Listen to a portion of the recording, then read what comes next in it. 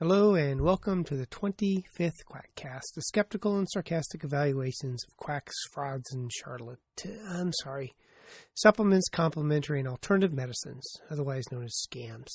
It's March 2008, and I'm going to cover mold-related illnesses. Brought to you as a side project of Puswell LLC, the publisher of the Persiflager's annotated compendium of infectious disease facts, opinion, and dogma, your uber-hyperlinked electronic guide to infectious diseases, where you will find the Puscast, the bi-weekly review of CME-accredited infectious disease podcast. I'm sorry, I guess it's been a while since I last did a podcast, and I'd like to thank all of you who inquired as to the results of my autopsy. But this podcast turned out to be a bigger bite than usual and required far more reading and research, as unlike most scams, there's a lot of research behind this topic, although a lot of it is peripheral and or just downright crappy. There will be more summary than is usual due to the extent of the literature I reviewed. For those who want more detailed information, check the references in the show notes. I hope this podcast has enough giraffe in it for those who need that. But for those of you who have complained about the long entry, this is the short version. Now on to the meat of the matter. This podcast is a bookend for the last one. First Candida, now molds. Well, what diseases do molds cause? Well, I'm not going to talk about invasive molds, Aspergillus or Mucor, or some equally obscure mold eating a patient with no immune system. That's part of my day job. And I'm not going to talk about allergic reactions to molds, which is reasonably well worked out and is the purview of the allergist. Anybody need a skin patch? So I want to be clear up front. What I'm going to talk about is the alleged toxic effects of environmental molds that grow on your walls and floors and spew toxins into the air and make you ill. Not invasive disease, not allergic disease. Toxins. Ooh, the evil toxins. First, some microbiology. Molds are common. The black stuff on your cheese, the green stuff on your bread, the fuzz on your coffee grounds when you come back from a long vacation, it's all one mold or another.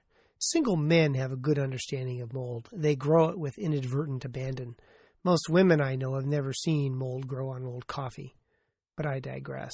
That should be the name of my podcast, I think. But I digress. Anyway, molds are ubiquitous in the environment. About the only thing they need is a little water, and they will grow and eat whatever they are on, even a rock. In the end, we will all be consumed by molds, and they are the key in the final breakdown of organic materials so that you and I can be recycled into the next generation of worms and bugs. Now, depending on the time of year and humidity, fungal spores in the air can range from hundreds to tens of thousands per milliliter of air. You breathe about 6 liters of air every minute, so every minute on a humid spring day, you may breathe in and out 10 million or more fungal spores. Fortunately, our immune system keeps it at bay, but they are around us all the time. The point is, we are bathed in mold and mold spores all the time. Avoiding mold is like trying to avoid stupidity. It is a major part of the world. The most common molds in the environment are Aspergillus and the Mucorales species, but in the world of fungi, Shui, Stachybotrys gets much of the press. And the reason for that brouhaha is the production of mycotoxins. Again, toxins. Now, many microorganisms make toxins of one sort or another. Staphylococcus and Streptococcus, for example, make toxic shock toxins that lead to toxic shock syndrome. Poison ivy makes a toxin, as Batman well knows. My son may make noxious gases, but I'm not so certain that they qualify as a toxin. For the sake of this podcast, I like the definition which I got from the net for a toxin. Quote, "The term toxin is frequently used to refer specifically to a particular protein produced by some higher plants, animals, and pathogenic bacteria. A toxin typically has a high molecular weight, is antigenic, i.e. elicits an antibody response, and is highly poisonous to living creatures. They're big, stinking proteins. And there are also endotoxins, which are released when the organisms break down, and there are exotoxins, which the organisms deliberately release into the environment. These exotoxins are most curious. They are often rapidly fatal to the host. Toxic shock syndrome, botulism, tetanus kill people fast, really fast, like a day or two or even less. As best I can tell, they do not help increase the spread of the organism. I assume, perhaps incorrectly, that the ill effects of these toxins, i.e. proteins, that occur in humans is a byproduct of their real function, whatever that might be. I've never been able to discover the real function of botulism toxin, for example, or any other toxin. If their primary function is to help in reproduction by killing people, I can say it isn't working real well for them in this day and age. The ill effects of many toxins are made by microorganisms are probably an epiphenomenon of their real purpose, whatever that real purpose might be. Perhaps there is someone listening in the audience who is smarter than me, no, I doubt that, who can answer the question, what is the real function of these toxins? I presume these toxins have evolved for some function other than to kill people. To be an infectious disease doctor is to be an applied evolutionist. There may be neurosurgeons who can't understand evolution, but I would be surprised if there's an ID, that would be infectious disease, not intelligent design, doc out there who does not recognize the beauty and understanding that evolution brings to the subspecialty. And let me say here, at the risk of pissing off some of my referral base with a little ad hominem, but neurosurgeons are frequently not the sharpest knives in the medical drawer, despite brain surgery often being a surrogate for intelligent and difficult. But neurosurgeons should be evolutionists, as they are the only doctors that have the power to evolve species. They are the only ones that can turn a human into a vegetable. Thank you. I'll be here all week. Now, toxins can be characterized as endotoxins and exotoxins. They can also be characterized as characterized or not characterized. And as Groucho said, you can quote me as being misquoted. There are the characterized toxins made by the fungi. More about these in a moment. Then there are the uncharacterized toxins. Toxins are evidently saturating the food we eat, the air we breathe, and the water we drink, and they cause untold numbers of illnesses.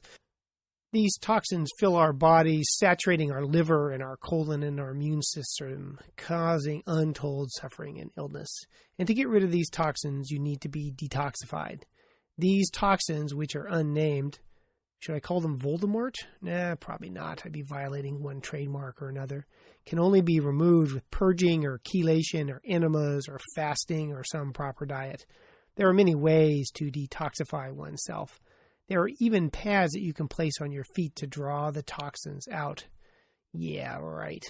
But to quote from the Takara Detox Foot Pad, which is one among many, quote, a toxic body with an overburdened liver and a sluggish and congested lymphatic system simply cannot maintain the normal cleansing performance required to advance optimal health. Also, in addition to an overabundance of naturally occurring toxins, it is estimated that well over 400 synthetic chemicals and other man-made toxins permeate the body of the average individual today. End quote. Toxins. Now, no references, none of these toxins are identified, but there are lots of toxins. Now, in the Middle Ages, diseases were caused by miasmas, an ill wind that caused disease, or often demons that possessed a person to cause disease. One of the many alt-med equivalents of demons and miasma is toxins. This is an evil humor that permeates all of modern culture, made by industry, and we all consume them. These toxins all need to be removed. Bummer. I just wish once that these toxins would be named. Now, this is not to say that there are no toxins in the environment. I'm not building a house on Love Canal anytime soon. But if you are going to remove a toxin with a colonic irrigation, at least do me the favor of naming it, and buying me dinner as well. If I'm going to spend money on being detoxified, tell me what toxin you are going to be removing. They can't do it. Wouldn't be prudent. As to named toxins, well, there are a lot of them. Lots and lots of toxins. Bacteria and molds make a wide variety of toxins. For molds, there are at least 21 different mycotoxin classes. There are 400 individual toxins, at least, made by over 350 different fungi. In the real world, some toxins are virulence factors, while others kill other fungi and microorganisms with which they are in competition for food. Disease in humans and animals, I am not an animal, is a side benefit for the organism and may represent a spillover effect when causing disease in animals. Take Stachyboitres, the dread black mold Robert. It makes toxins.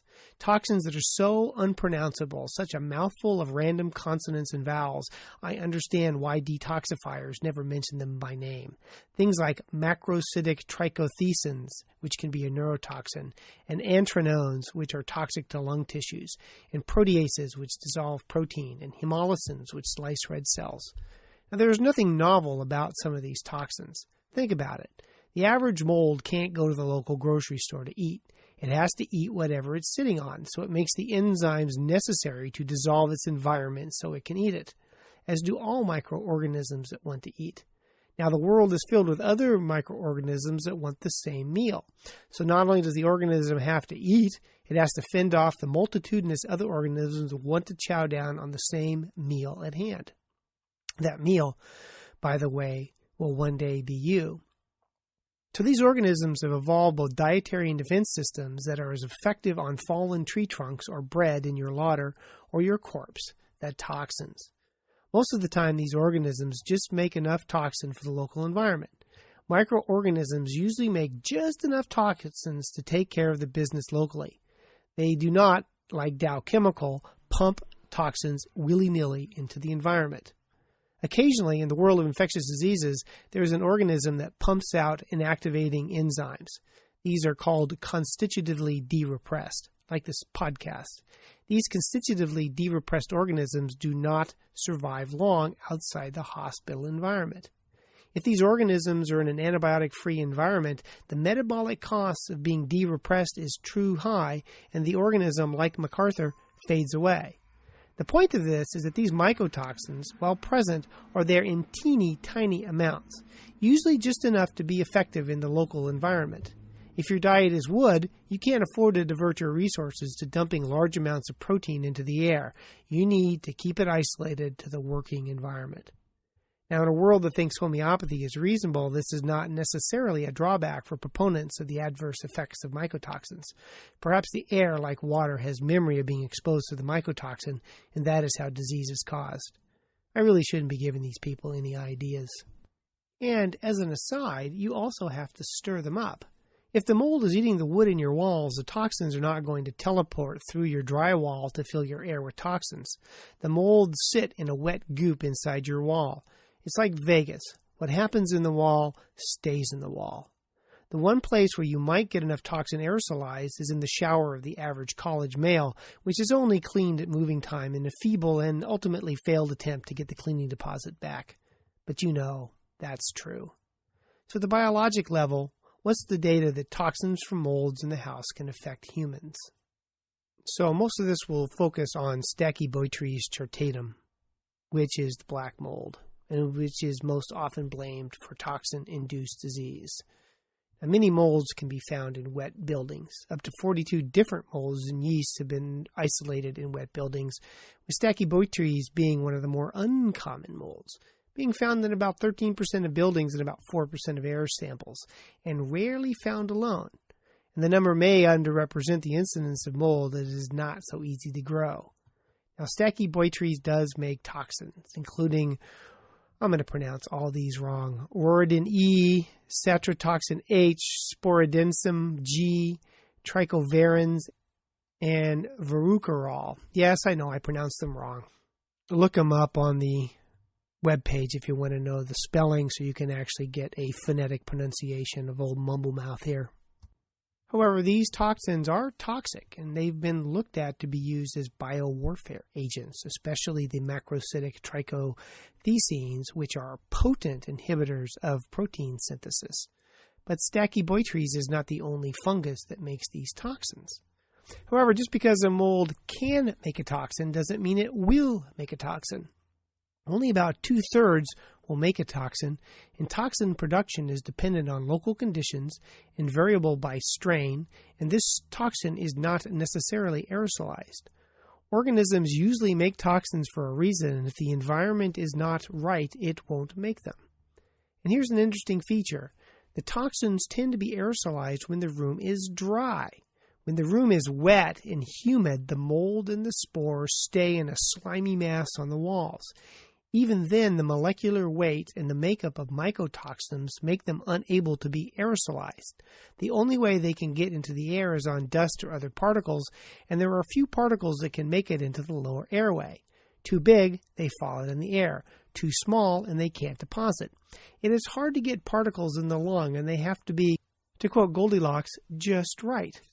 Only a spore less than 1 micrometer can make it into the lower airway, and the spores of Stachyboitries are 5 times that size.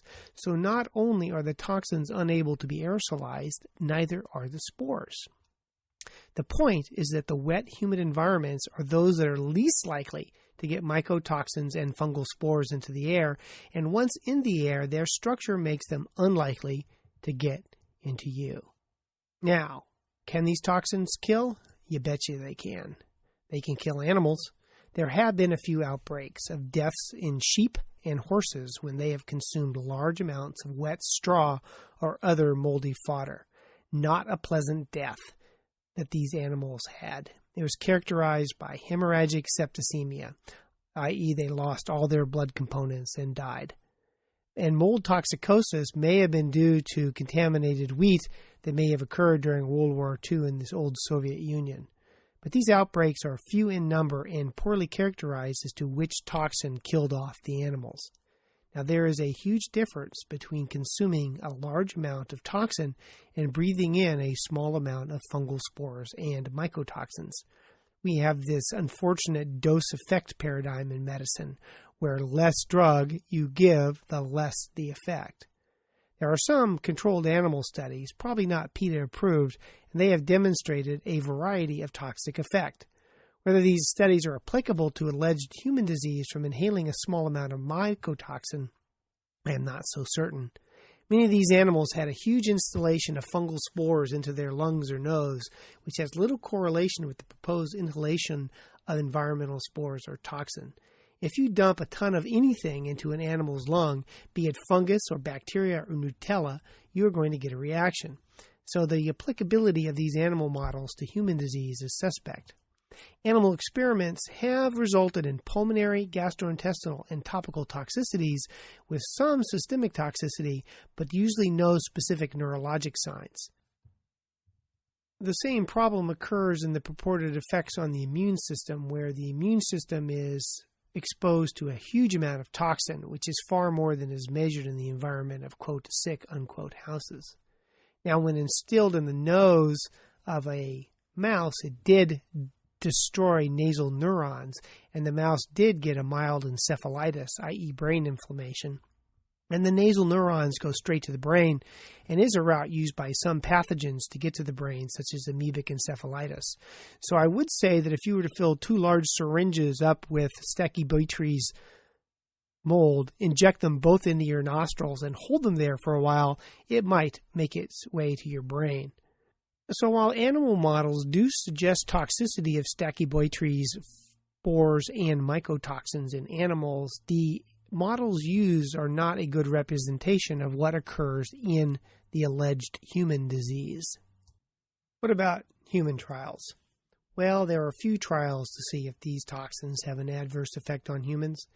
Not a big surprise. It's not a study that anyone is going to participate in anytime soon. Hey, want to inhale or ingest some mold toxins? I don't think so.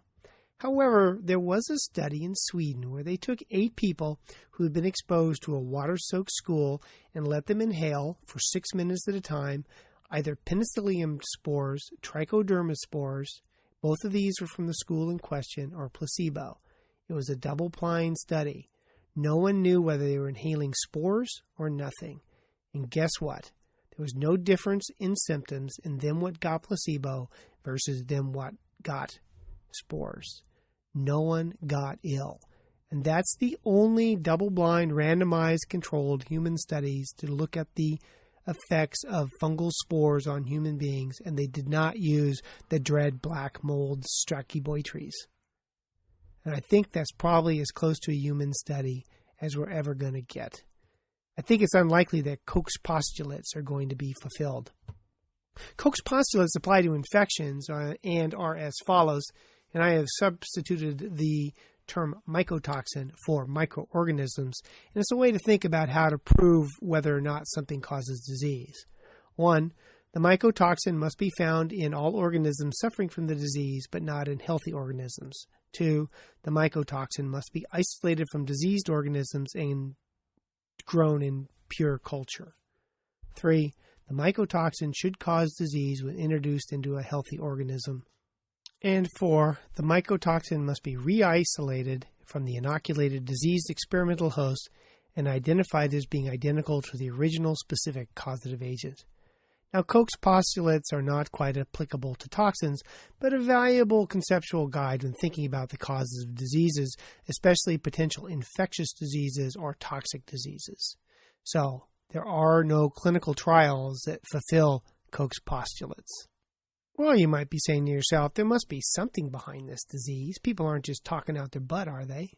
Well, there are epidemiologic trials, and most of the data for this mold-related disease is epidemiologic, and, as is so often the case, may show an association with the presence of mold in some symptom complex or other. Now repeat after me. Association is not causation. Most of these studies, as you will see, suffer from a form of the sharpshooter's fallacy. That's where you shoot at the wall, then you go up and you paint a target centered on the bullet holes. In these studies, as we shall see, they start with people identified as having mold toxicity. Then the investigators do a variety of tests and questionnaires to determine what manifestations are due to the mycotoxin disease. They do this kind of bass-ackward. And, as a further aside, I recommend for your interest a book called Histories, spelled Hysteries, by Elaine Showalter. This is an excellent and interesting book that looks at, quote, illnesses, unquote, that all have the hallmarks of people working themselves into believing they have an illness they don't have, i.e. they're hysterical. Hence the word Histories. Excellent book. You may not think that's possible, but normal people, if they think they're being exposed to some sort of environmental poison, will get sick. My favorite example of this is the mad gasser of Mattoon. See the Wikipedia for details. But there are many of these outbreaks that are probably a form of mass hysteria. The main thing that separates imaginary illnesses is that the symptoms tend to ignore well-delineated physiological pathways, which, of course, is no problem for believers in alternative medicine since they ignore well-delineated physiologic and anatomical pathways. Now, these patients have real symptoms nonetheless. Look at hysterical blindness as an example. Well, you can look at it, but they can't. And these symptoms are always subjective with no objective findings. This is some variant of the somatization disorder, where people chronically and persistently complain of a variety of physical symptoms, and you can find no identifiable physical origin. In this case, they blame it on the mold, or perhaps the Candida, or any number of other toxins. Now, wet, moldy environments are not pure environments. A wet, humid, water-damaged house promotes more than mold growth. Mites, bacteria, and some chemicals are increased in a wet, moldy environment. To quote from one excellent review, this is a long quote, so now's your time to go get some coffee. Establishing such a relationship is complicated since there is a variety of pollutants in the indoor environment, including volatile organic compounds, such as toluene, benzene, alkylenes, aromatic hydrocarbons, esters, alcohols, list here for the alcohols, aldehydes, and ketones, combustion gases, sulfur dioxide, nitrogen dioxide, carbon dioxide, ozone, and the essentially ubiquitous formaldehyde. Other items, copy paper, and activities, photocopying, have been linked to symptoms. Other studies suggested that shade, organic debris, landscaping quality, central electrostatic systems, ventilation rates, temperature, noise level, dust control, compliance, and patient gender may be important, as well as the presence of tobacco smoke. Psychosocial issues may play a role in building-related complaints. Several studies have reported that the quality of the work environment, stress, and somatization may all be significant, end quote. In other words, it's going to be very difficult to do a pure study to show that a mold is the cause of patients' symptoms. So the studies which support the effect of toxins in humans may not be supportive after all, given the complexity of the environment that they're purporting causes disease. Let's go through some of these studies, shall we? Now, it is argued that the presence of antibody to an organism, serology in the parlance of us medicos, means a reaction to the organism and is the result of the disease. Those of us who have to deal with serological results for a living are not so sanguine. Serologies, i.e. blood tests, show an antibody response, and they are notoriously variable in their reliability and specificity for disease. So I read an article entitled Antibodies Against Mold and Mycotoxins Following Exposure to Toxigenic Fungi in a Water-Damaged Building. I'm kind of suspicious. After reading it, I see they tested 40 people who had mold exposure and compared them to 40 that did not. They checked antibodies against 7 different molds and 2 mycotoxins by an ELISA method. They checked IgG, IgM, IgA, and IgE, and found that those that had mold exposure had an increase in their antibodies. Now, antibodies to an organism does not mean that the patient had disease. Most people, for example, have antibody to staphylococcal toxic shock syndrome. We are exposed at levels that do not cause disease, and we get antibodies to the toxin. In fact, it is those that don't have antibody to toxic shock toxin who, under the right conditions, get toxic shock syndrome. So antibodies only mean that you were exposed to a product, not that you had a disease. Now, unfortunately, if you judge a man by the company he keeps, I am not so certain I would trust the results of this study. Lots of ad hominem in this particular podcast. This study was done by Immunosciences Library, Inc. I perused their website, and while they offer a lot of standard labs, they apparently generate income by offering panels of labs that test for autism, obsessive-compulsive disorder, and chemical sensitivity. So I'm not so certain of the rigorousness of their diagnostic offerings. There are a number of labs out there who offer tests of questionable clinical validity. Labs can offer any test they want, whether they have proven efficacy or not. And looking over the list of their available tests, I'm not so certain I would believe the clinical validity of their testing. Now, many patients with alleged mold toxicity probably don't have mold toxicity at all, but in fact have an allergic reaction, at least to judge from a study in the Annals of Allergy and Asthma Immunity. They looked at 65 patients presenting to an allergy and asthma center with a chief complaint of toxic mold exposure. So I can imagine sitting in a room, so what brings you to the hospital? I have a toxic mold exposure. So that's their chief complaint, however. They thought they had the diagnosis. Symptoms were recorded and a physical exam, skin prick and puncture tests, and intercutaneous tests were performed. You can't see an allergist without a patch test. The symptoms that the patient has were rhinitis, cough, headache, respiratory symptoms, and a quarter of them had central nervous systems. Some had fatigue. The physical findings that they found were those consistent with allergic reactions, such as pale nasal mucosa and rhinorrhea. And 53% of the patients had skin reactions to molds. So in this study, most of the patients who thought they had a toxic reaction to molds actually were having an allergic reaction. And this is a recurrent theme in these studies, a lack of a careful evaluation of the patient to see if they have some alternative illness besides toxic mold syndrome. This is a process in medicine we call premature closure, which is not helped by thinking about baseball. What happens is that the patient or the doctor comes up with the diagnosis too soon and ceases to think further about the case. You would think that a doctor would be more investigative with a patient, but over the years I have seen many patients who have come up with a diagnosis on their own, Lyme or chronic Candida, that accounted for their symptoms. Their doc took them at their word and treated them accordingly.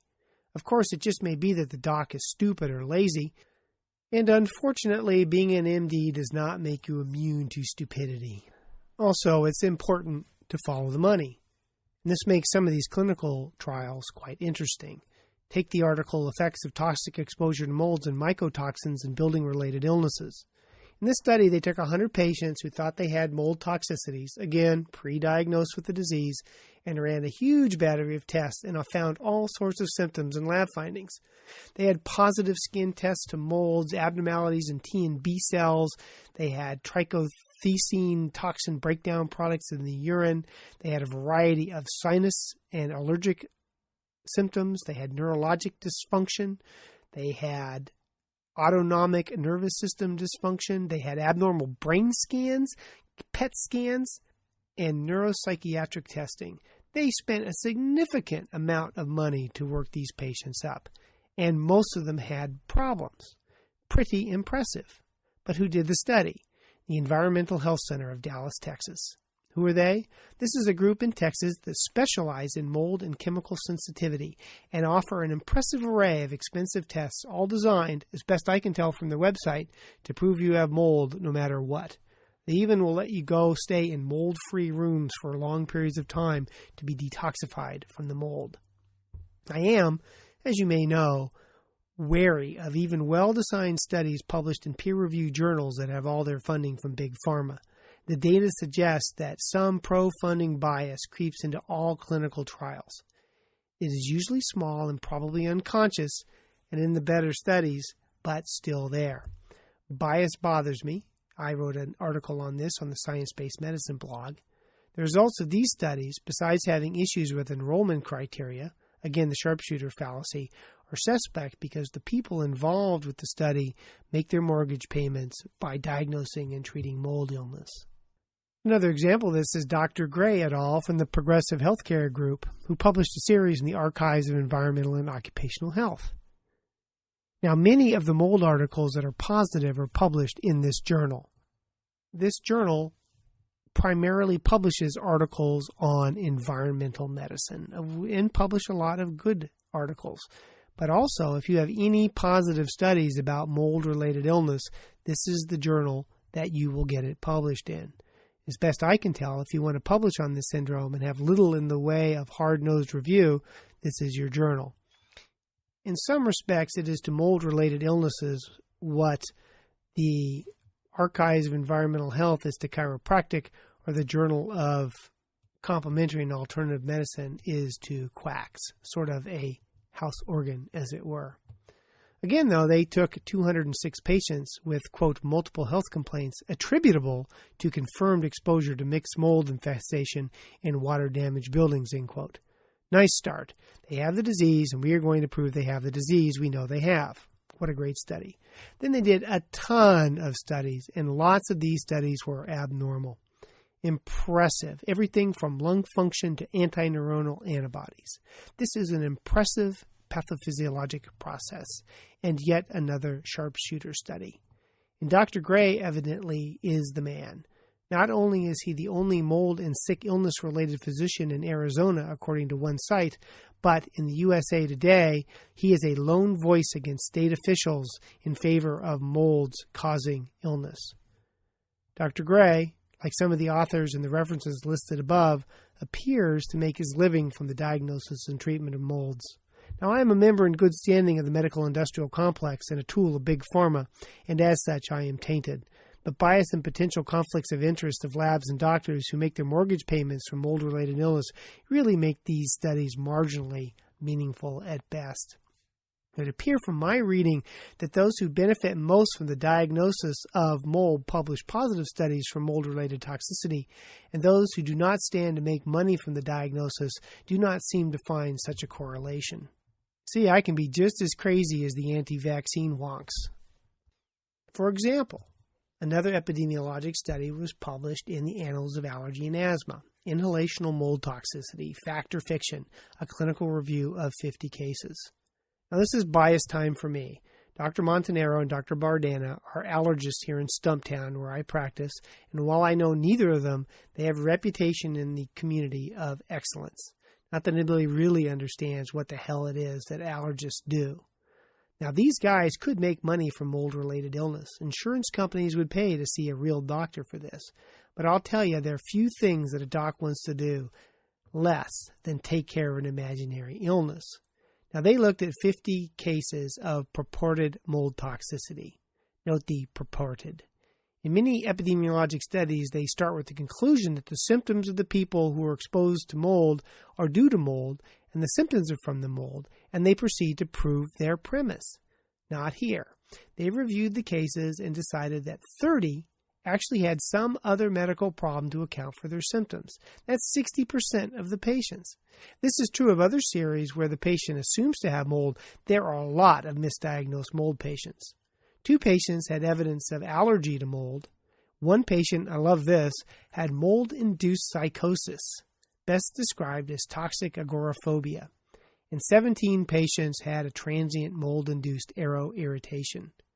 The conclusion was, quote, in this respect, the core symptoms of toxic mold syndrome and their gradual transition to chronic symptoms related to nonspecific environmental fragrance and irritants appear to mimic what has been observed with other pseudo-diagnostic categories such as sick building syndrome and idiopathic chemical intolerance, end quote. A similar study was found in a journal of toxicology and clinical toxicology entitled Toxicological and Neuropsychological Findings in Patient Presenting to Environmental Toxicology Service. Again, rather than starting with the assumption and presumption or assumption that the patients had mold toxicity, they ask, well, what do these patients have? And they looked at 120 patients referred for mold toxicity and found, well, what do you think? When they looked carefully at their patients, they found a wide variety of other causes. 19 patients actually had toxicities from other products, lead and mercury. 10 patients had psychosomatic disorders. 6 had other medical problems. And 83 patients were thought to have classical psychosomatic disorders. The key thing is that when looked at carefully, most of these patients had an alternative diagnosis to explain their symptoms. Most of these patients suffer from incompetent, stupid, or lazy physicians who can't figure out what they really have. Probably exacerbated by patients who have a fixed idea as to the nature of their illness. I've seen these patients in my clinic who are convinced, despite all rational conversation, that they have a disease they don't have. My favorite and most disgusting was a patient who had delusions of parasitism, and he brought in a large jar of all the parasites that he'd been collecting. He dumped them on the table in front of me, and I asked them where they came from. He said he pulled them out of his nose every day. He brought in a big jar of dried boogers. He also ate a raw garlic every minute to keep these parasites away, and I could not eat garlic for a year after seeing this patient. You may think this is an extreme example of patients with a fixed idea of their illness, but I assure you it is not. The funniest article I read was one where they think that those who are diagnosed with electrosensitivity syndrome actually, since they have the same symptoms as mold toxicity, may in fact have mold toxicity instead of sensitivity to electricity. I thought that was sweet. Symptoms from one imaginary disease is actually due to another imaginary disease. A strong hint that mold toxicity is probably nothing. Now, there are one big issue with these epidemiologic studies, which needs to be addressed. And what's the baseline of not feeling well? People in general evidently feel non-specifically ill. Life, it appears, is hazardous to your health. In Sweden, they looked at a variety of alleged mold symptoms and sick building symptoms in 2,000 Swedes and found that, in fact, most Swedes don't feel well most of the time, whether or not they worked in a sick building. Everybody, it appears, has aches and pains and headaches and fatigue, even the Swedes, which is an interesting question to which I do not know the answer. What is the human baseline? It appears that the assumption is that everyone at baseline is supposed to be healthy and feel well. My observational bias makes me think that the baseline is to feel crappy and to be sick. But I don't really know what the baseline of human beings is supposed to be.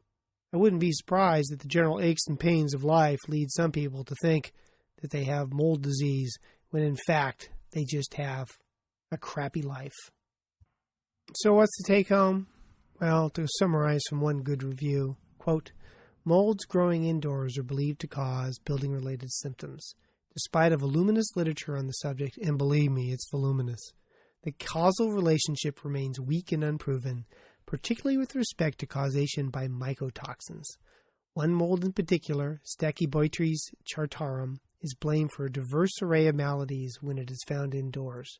Despite its well-known ability to produce mycotoxins under appropriate growth condition, years of invasive study have failed to establish exposure to S. chartarum in home, school, or office environments as a cause of adverse human health effects.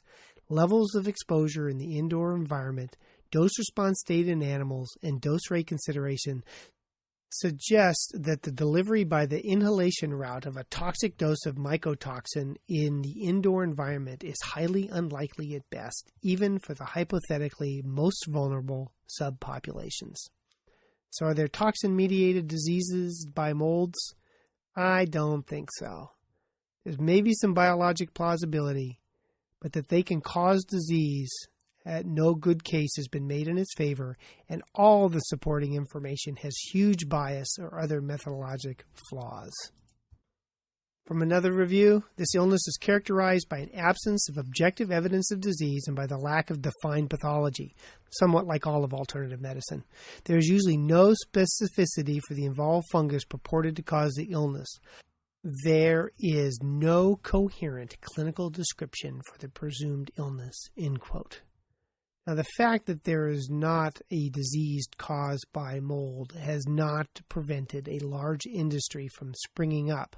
There are many companies that will measure your mold burden, clean up your mold burden, and, most importantly, help you sue someone to help you remediate your mold burden. Google mold and you will find no end of entries. And they tear down schools and other buildings for this imaginary illness. Your tax dollars in action.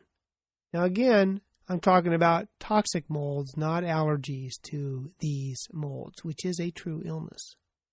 And there are, of course, a legal industry and toxic mold lawyers. There is money to be made and people to be sued. But I would not recommend taking the route of the Eugene, Oregon family. And how come all these crazy people seem to be in Oregon? They burned down their house because the mold was causing their flu-like symptoms and their bloody noses.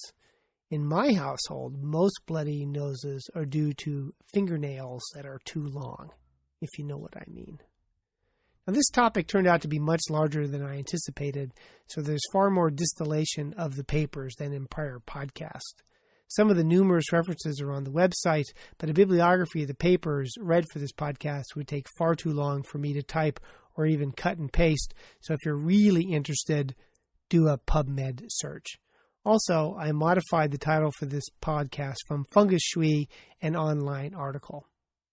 Now for listener feedback.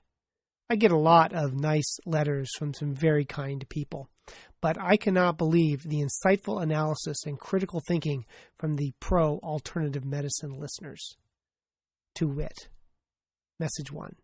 Everything that you stand for and everything that you represent is soon to vanish. Those medical companies that you are so proud of being a part of are beginning to monopolize the drug industry. They are inserting additives into multivitamins and minerals. They are poisoning our general public with fluoridated water. You are a perverse, materialistic, pathetic being.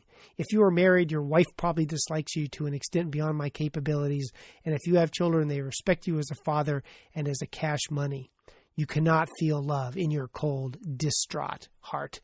I feel no sympathy. And laugh out loud at you. What kind of educated person are you? Alternative meaning stupid? Obviously, you have never experienced any form of holistic therapy. I can list, although he doesn't, hundreds of age-old practices that predate pharmaceuticals and modern medicine. How could the herbs and rituals, so to speak, work for hundreds of thousands of people then, but not now? I will agree that some practices are relatively ignorant and barbaric, such as bleeding people, but to bash chiropractics? It is full doctor's degree that requires years and years of training in school. It isn't tarot reading, you arseface. He must be Australian. Your podcast is arrogant and childish. Way to be a total idiot. Both sent anonymously, so they had the courage of their convictions. Damn, 45 minutes. This is a long podcast, but thank you. This is brought to you as a side project of Pussware.com, where you will find the Persiflagers podcast, a bi-weekly Quackcast, review of infectious diseases where you can get type 1 CME. Copyright 2008, the Creative Commons. References are on the show notes and can be linked from quackcast.com. Send your hate mail and spam and questions about quackery to knowitall@quackcast.com. I will eventually answer my email. Feedback is always of interest. I wouldn't mind being accused of being a tool of the medical industrial complex if you see fit. Now I'm off to eat some Roquefort. Mold.